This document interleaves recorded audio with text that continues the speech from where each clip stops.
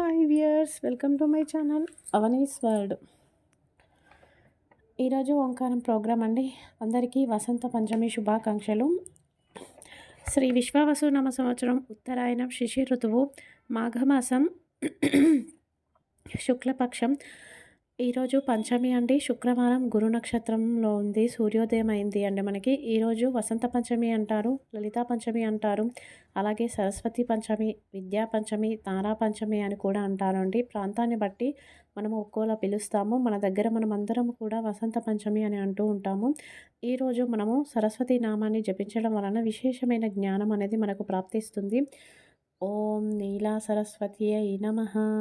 ఓం నీలా సరస్వతీయై నమః. ఓం నీలా సరస్వతీయై నమః. అందరూ కూడా ఈ నామాన్ని వీలైనన్ని సార్లు జపించండి.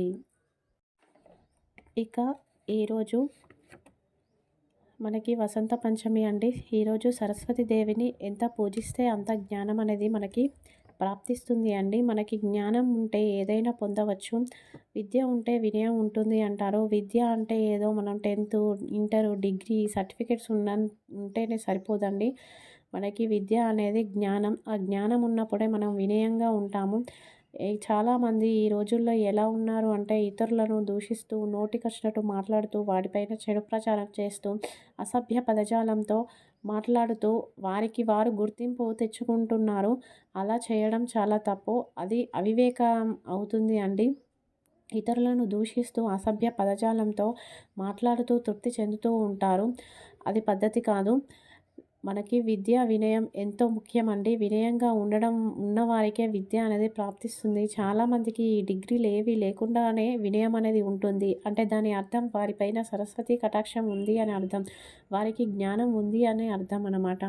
ఈరోజు ఇంకా పసుపు రంగు వస్త్రాలను ధరించి అమ్మవారిని గంధపు నీటితో అభిషేకం చేయండి. చేసి పసుపు పూలతో పూజిస్తే మనకి జ్ఞానం అనేది లభిస్తుంది.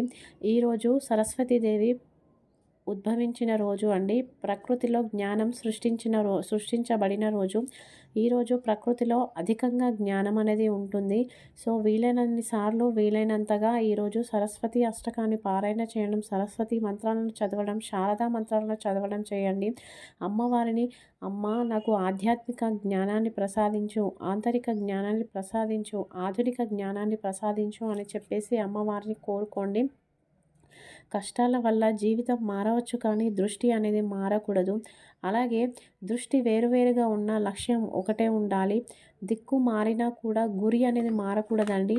సో ఎప్పుడు గుర్తుంచుకోండి, మన లక్ష్యం వైపు మనం అడుగులు వేస్తూ ఉండాలి. చాలామంది చదువుకోమంటే నాకు అది లేదు, ఈ బుక్స్ లేవు, ఆ పుస్తకాలు లేవు, మంచి కాలేజ్ కాదు, ప్రైవేట్ కాదు అని చెప్పేసి ఏదో ఏదో చెప్తుంటారు. కానీ మనకు చదువుకోవాలని ఖచ్చితంగా ఉంటే మనకి ఇవన్నీ అసలు కారణాలే కాదు అండి.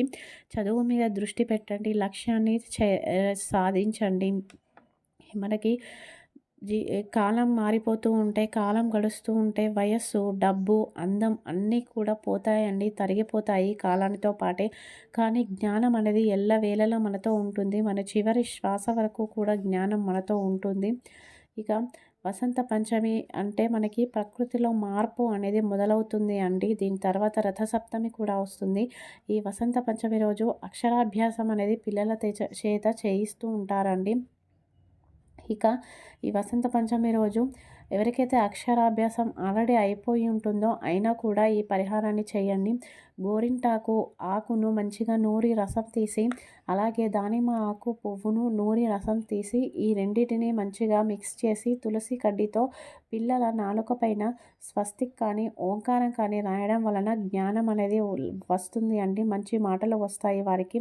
ఎవరికైతే చిన్న వయసు నుంచే మాటలు సరిగ్గా రావట్లేదు అనుకున్న వారు ఏం చేస్తాను అంటే ఈ రసాన్ని వాడి వోకల్ కార్డ్స్ మీద రాయడం వలన మాటలు అనేవి త్వరగా వస్తాయి అండి.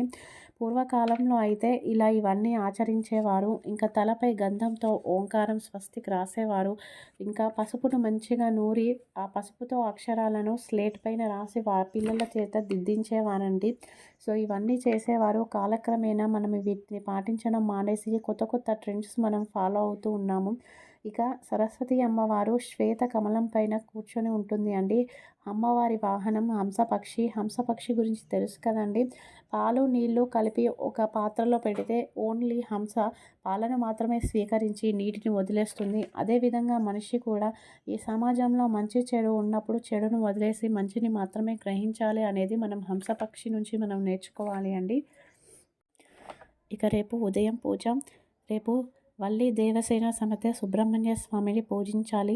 స్వామి ముందు 2 నెయ్యి దీపాలను పెట్టి సుబ్రహ్మణ్య కరావలంబ స్తోత్రాన్ని పారాయణ చేయండి.